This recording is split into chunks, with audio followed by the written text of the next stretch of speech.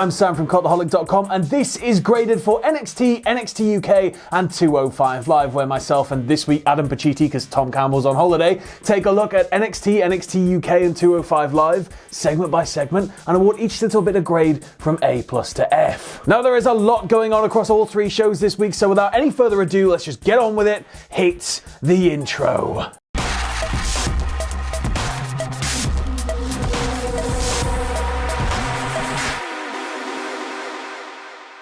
205 Live gets two cold opens this week. The first one with Drew Gulak, and he essentially just tells Lio Rush to watch his back, and then he sets up tonight's main event, which is him and Nese against Burch and Lorcan. And then we go to the Sings for the second cold open, and they hype up Humberto Carrillo against Angel Garza tonight, and then they say they're going to return pretty soon. So we go straight into that matchup. First off is Humberto Carrillo against Angel Garza. This one starts off reversal after reversal after reversal. Garza rips his pants off, of course, to get a massive pop, and then hits a huge moonsault to the outside. A little bit later, as things open up, Humberto goes for that crazy handspring arm drag thing he does and hits his own huge dive to the outside too. But Garza just simply won't go down. Humberto's got to really dig deep and eat a lot of abuse from his cousin to fight back to his feet. There's a great spot that comes when Humberto goes for a moonsault, and in midair he sees Garza get his legs up to reverse it, and so he sort of just adjusts himself in midair and lands on his feet. And then as we get toward the end of the match, both guys are just going hell for leather. They have the crowd firmly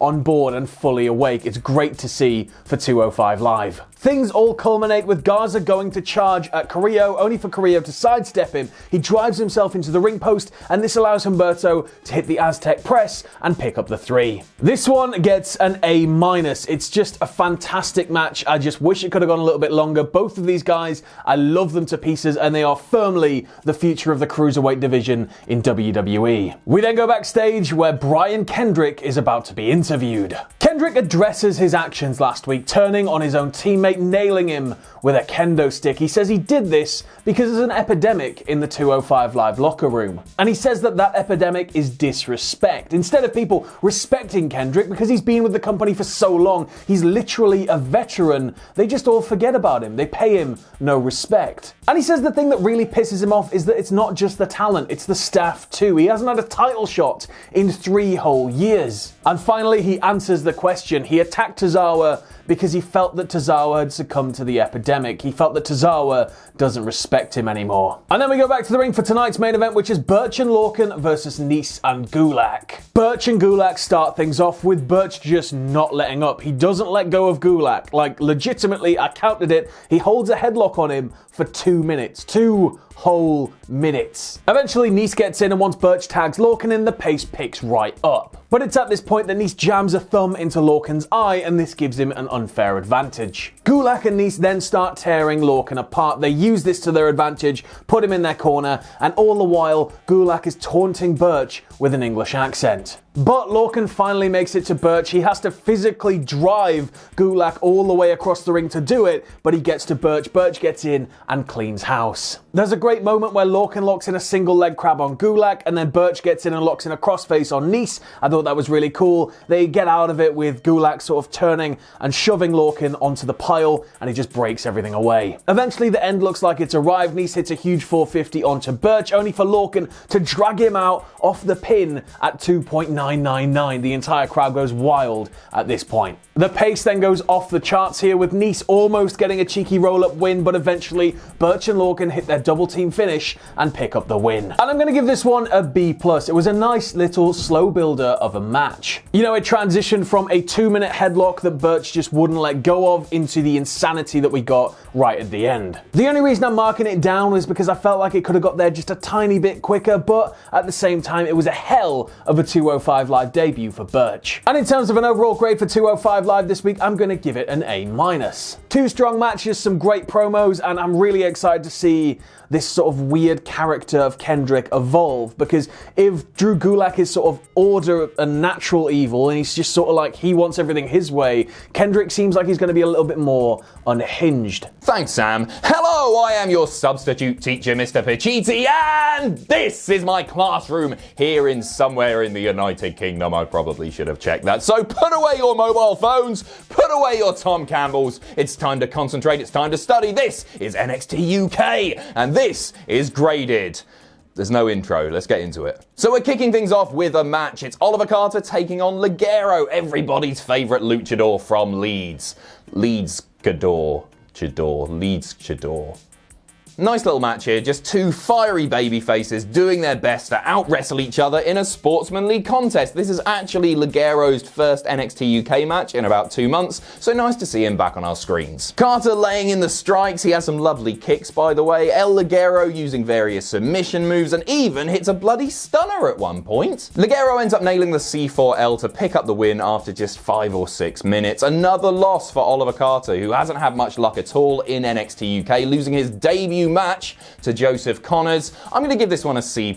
It was fun while it lasted, but it never really had much of a chance to get going. We then get a quick VT of Walter picking on a load of little bitch trainees down at the NXT UK Performance Centre. Really great character work from Walter here. Before he gets in the ring, he wipes his feet on the apron, and then when he gets in the ring, he says to the camera operator, "You stay out there, I go in here," living up to the ring general name. Basic, fundamental stuff, but stuff that works so well. And then he just batters a load of the trainees and says, "Get out of here. You know, you're not up to it." Back to the ring, and out comes Tyler Bate, still over as hell by the way. He talks about his match with Walter at TakeOver Cardiff and says how he feels like he let the NXT UK universe down. But his business is far from finished in NXT UK. He is then interrupted by Jordan Devlin. Jordan Devlin comes out with a mock applause and says that it should have never even been Tyler Bate in that match. It should have been Jordan Devlin. Jordan Devlin is the man who is being overlooked in NXT UK. Jordan Devlin is the man to beat Walter. There's a bit more back and forth,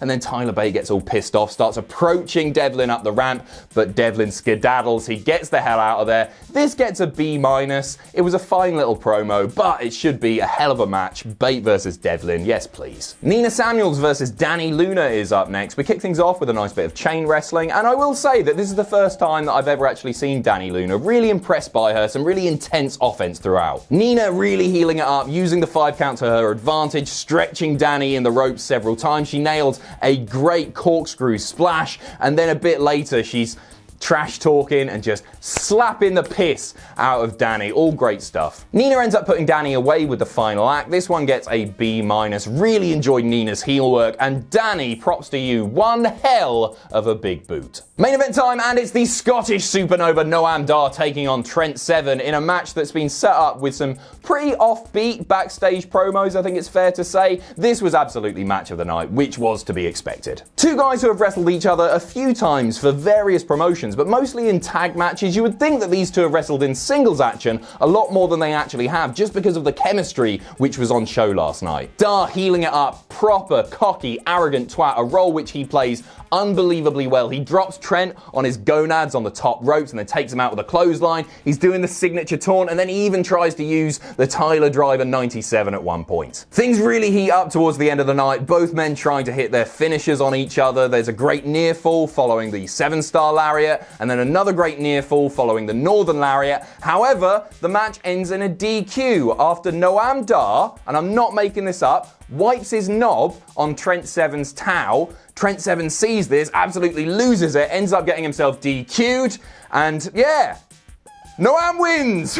Woo! In all seriousness, a great match here, which gets an A-. I'm really glad that the feud isn't over yet, because I'm really enjoying seeing these two work together. Also, well done to Trent Seven for selling the cock throughout. It's the little things. Back to Sam in the other classroom that we definitely have. Thanks for that, Adam, and I didn't forget to put my 205 Live tie on. Shut up. Let's move on to NXT. The show this week starts with the Undisputed Era emerging over the top of commentary and posing before we go to the first match of the night, which is Keith Lee against Dominik Dijakovic. So talk about opening with an exciting match. The pace is off the scale in this one. The opening exchange of this one culminates with Keith Lee pouncing Dijakovic to the apron. He gets him clean over the top rope. It's mental. Both men then end up on the apron, and Dijakovic fights back with a choke slam to Lee. Just boom, straight onto that horrible, hardest corner part of the ring. Just to run down some more insanity from the match, there's a point where Keith Lee is asked by the referee to bring Dijakovic back into the ring, and he responds with, "Oh, I will," before he hits a flawless 340-pound corkscrew plancher to the outside. After some traded strikes, Lee hits the biggest moonsault in the world, which Dijakovic somehow kicks out of. And when Lee tries to take Dijakovic back up to the top top rope to hit that huge Spanish fly. Dijakovic reverses it into a top rope destroyer, and every single person in Full Sail, it's like that scene from Scanners, you know, their heads just explode with excitement. Dijakovic then attempts a moonsault, but Lee just catches him. He's like lying down, catches him, and then sits up, rolls through, and just bosses him. He hits a bang bang catastrophe to pick up the win, and this match gets an A. It's beautiful. I wanted more of this feud. This is precisely what we've got. Let's just keep it going. The matches are sort of somehow doing similar things without it ever feeling unoriginal or uninspired. They're just the best. Just two huge guys just smashing into each other over and over again, just getting crazier and crazier as it goes on. We then get a quick recap of the street fight last week with Regal coming out and basically saying it's going to happen again this week, and whoever wins, here's an incentive. Whoever wins, you get to go on and face Adam Cole. Then we get a promo from the Street Profits where they say they're going to come back October 2nd and win their tag titles back. And then we go back to the ring for Dakota Kai making a return against Tainara. Not Tainara Conti, Tainara. Kai is absolutely flooded with emotions here as she makes her entrance. You can see her welling up. She's just so happy to be back at Full Sail, and the crowd, they just love her. They're going crazy for her. She's just soaking it all in, and I'm excited to see where this match is going to go. So Kai starts things off with a kick to Tainara's face, and Tainara, you know, if it was maybe like 4 months ago, that would be it, match done. But, you know, she's been on a little bit of a tear and she starts to fight back. She gains full control. She is a judoka, remember. But Kai, with the fighting spirit, starts to lay in those kicks. She's kicking her all over the ring, including one on the outside, and it all culminates with a high kick in the corner. Following that, she hits the GTK, picks up the win, and this match gets a B. It was a squash, but Tainara looked wily, if not like sort of aggressively dangerous in defeat, which I think worked really well. Dakota Kai needed the win. She's just come back. Huge moment for her, huge moment for the audience. They all love her, and hopefully she's going to just be able to be sort of catapulted up to where she should have been all this time, sort of near the top of the women's division. And then we go back to the ring for the main event of the first hour, which is Riddle Dain Street Fight Part 2. Both men go straight at it, with Riddle trying to outmaneuver and outpower Dain. He even manages to hit an exploder suplex and a pair of running sentons onto him. He's just not letting him get back to his feet. He's not giving him that time. When Dain does start up, Riddle manages to somehow get control again, hitting a huge Alabama slam and a floating bro. But Dain does manage to finally wrestle control. He hits a huge dive to the outside, which wipes Riddle out completely. And to follow the dive up, he just picks up a chair and launches it. Just launches it. Let's go, like you're swinging a baseball bat and let go. Just with a chair. Just boom. Catches Riddle on the shoulder inside of the face. It looked nasty. And then once again, both guys start fighting through the crowd all the way to the back door they went through the week before, with Dain grabbing Riddle by the face and mocking him. He's just got him like that by the cheeks, and he's like, UFC fighter, are you? You're nothing. You're nothing to me. You're nobody. You're nothing. And then he crossbodies him through a wall. Through a wall. The only issue I have with this match is here, because it goes to ad break with Riddle absolutely wiped out behind the wall, and when we come back, he's fully in control of Dain once again, putting him through a table. Back in the ring, Dain hits those triple Vader bombs that injured Riddle before. Riddle manages to kick out, and he starts bringing it with a chair. He hits a huge power bomb, he hits a running knee through the chair, and then he locks in the Fujiwara armbar to pick up the win via submission. Cole then immediately appears post-match, getting in his face, saying, you know, you are not on my level, you'll never be on my level, you're nobody, you're insignificant, and then Riddle just locks him in, Fujiwara armbar, and Cole taps. The era come running out, Riddle clears out the ring and sort of stands tall. And this match gets an A. This was a prime, perfect example of how you can structure and pace a street fight. Both guys gave it their all. The wall spot was absolutely amazing, and then when we got back in the ring after that, the pace was blistering. And then him tapping Cole was really cool as well. I don't see him taking the belt from Cole because I don't think it's the right time, but it's nice to see that Riddle is now firmly getting pushed straight up into the stratosphere of NXT. The next match of the night is Rhea Ripley versus Caden Carter. Carter gets the jump on Ripley before the bell, but this proves to be a huge mistake as Ripley just hulks up and starts the beatdown. She hits a delayed vertical suplex, she gets full mount and starts laying in the strikes, but to her credit, Carter does manage to fight back. She gets to show off some of her aerial offense, and it's really cool. Ripley does eventually catch her short though. She hits the Riptide and she picks up the victory. This one gets to see, you know, squashy, but Ripley looks like a beast, like she needs to. She needs to keep going through people, and Carter got to show off her offense. It wasn't like like a super squash. Like, I'm liking this new style of squash where, you know, the people who are being squashed still get to show off a little bit and prove that they are competent talent rather than just people they've sort of put in wrestling gear and kicked into a ring and can't even do anything. Like, I like that these people get to show off their stuff now. We then keep it at the ring for Lorcan and Burch versus Everrise, which is Parker and Martel. So before we start things off on this match, 10 points to Mauro and Nigel for making a reference to Terror Rising during the entrances. But once the match kicks off, Burch and Lorcan work very well here, with Everrise initially taking the brunt of the offense. But Martel manages to trip Lorcan and drag him to the outside in a heely manner, and this is where Everrise get on the front foot. They even hit this cool double team assisted running knee where one of them holds the guy prone, and it was like really cool. But eventually Burch gets in, and Burch cleans house before he does what he did on 205 Live, which is something I forgot to mention actually. He's doing this weird like Bubba Ray, you know, Devon, except he's going, Oney! And then Oney Lorcan like pops up from behind the ring on the other side just going, Rah! It's just like proper weird. Commentary didn't know what to make of it. They were just laughing. It was really funny but really cool. And then once Lorcan's all hulked up, he hits the ring, they hit the double team finish, and they pick up the win. Interestingly, after the bell, Chelsea Green and Deonna Purrazzo are shown to the crowd in NXT TakeOver style, like, here's some people coming to NXT soon. And this one gets a B-. Burch and Lorcan are still on a tear, but now it feels like they are one of the more established tag teams on the brand. And you know, Everrise got an alright performance out of this one compared to their last match. They sort of seem to introduce a team, squash them, and then let them get more and more in until they start becoming a credible threat, and I quite like that, rather than just, you know, squashy random people. We keep it in the ring for Cameron Grimes against Raul Mendoza. Grimes goes straight for that double stomp as he did last week, but Mendoza has him scouted, and at that point, both guys are pretty evenly matched, and they just lock up and start going for it. Mendoza gets to show off some of his fancy rope work, but I love that with Grimes, you can just see the desperation in him. He's so good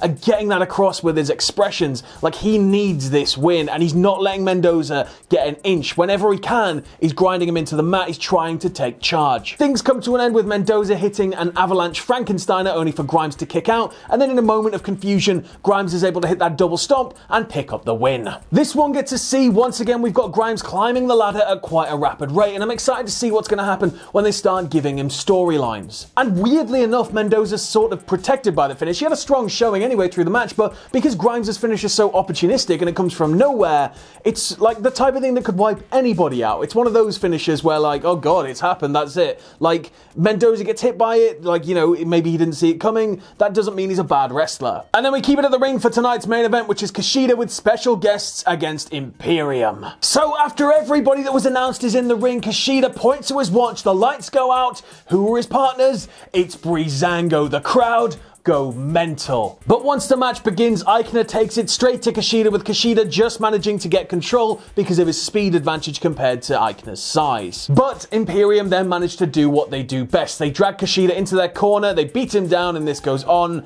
and on and on until Fandango gets the tag. A little bit later on, Imperium managed to distract the referee, and Tyler Breeze is in the ring at the time. He's thrown to the outside and they start making quite heavy work of him. Back in the ring, Wolf just keeps grinding him down, and then he's locked in this weird, like, outside the ring tree of woe, like his legs are trapped over the top still, but he's leaning over the side, and they hit stereo drop kicks onto him, and he again falls to the floor. They've got Breeze in their corner, and Bartel then starts laying in their strikes before he stands on his wrist and just does the pose. Breeze is in deep trouble at this point. Like, Imperium are having his life, they're mugging off his teammates when he eventually crawls all the way across the ring in desperation, and he goes to get the tag. They pull his teammates away. It's great. But eventually Dango does get in, of course, cleans house, throws them all to the outside, and hits a huge dive. And as we get toward the end of the match, Kushida and Bartel have a great exchange, including Kushida hitting a handspring and Bartel catching him with an uppercut as he gets back on his feet. But the end sort of comes from out of nowhere. Kushida just gets through on a roll and picks up the pin, and as he's out on the ramp celebrating on his own, didn't wait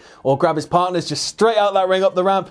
Out comes Walter, kicks him, and Imperium sort of save face. They stand tall despite losing the match. Walter's come in and, you know, leveled Kushida. Like, who is he anyway? Let's crack on. This one gets an A. Imperium are so good at tag wrestling. They are so old school. Just give me them versus the Revival. Please, please, please, please, please, please. please. The way they masterfully took apart everybody in this match and kept control was a thing of beauty. And as I said, even in defeat with Walter sort of leveling Kushida and them all standing tall and saving face, you just hate him. You just hate him and you want to see them lose already. And it's like the second week, it's the best. And in terms of an overall grade for NXT this week, it gets an A. It's week 2 of TV, their foot is firmly still down on the gas, they are increasing the speed, they are just ramping everything up for next week, which is our first head-to-head week of the Wednesday Night Wars, but unfortunately, I won't be here to see it. So we're ending NXT 205 Live and NXT UK Graded this week with a bit of an announcement. With SmackDown moving to Friday nights, NXT going to 2 hours, and AEW starting to kick things off into full gear, and myself being the only member of staff that regularly works Saturdays, there's going to be a little bit